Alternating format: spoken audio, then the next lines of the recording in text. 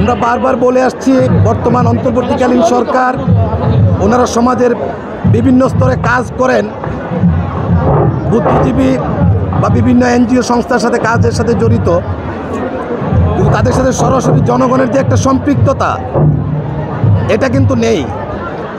তো এই সম্পৃক্ততাটা রাজনৈতিক দলের নেতৃবৃন্দ বা রাজনৈতিক দলের এই সম্পৃক্ততাটা থাকে, কারো কম কারো বেশি। তো সেক্ষেত্রে বাজার নিয়ন্ত্রণ বলেন, আইন শৃঙ্খলা বলেন, সমস্ত কিছু নিয়ন্ত্রণ করতে গেলে একটি রাজনৈতিক দলকেই রাষ্ট্র পরিচালনার দায়িত্বে থাকতে হয়। আর সুশীল বুদ্ধিজীবী বা বিভিন্ন পেশা শ্রেণীর লোকদেরকে আমরা অল্প সময় বা কালের জন্য বা একটি বিশেষ পরিস্থিতি মোকাবেলার জন্য দায়িত্ব দিতে পারি।